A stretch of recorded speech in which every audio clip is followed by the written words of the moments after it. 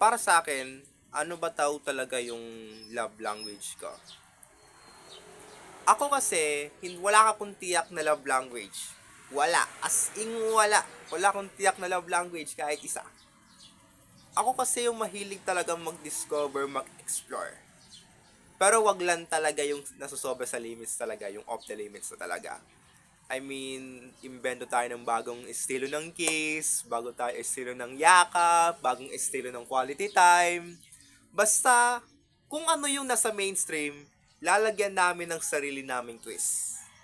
Example, magkikiss tayo sa pisngi tapos mag-end up ang dito sa mouth. Parang ganun yung case.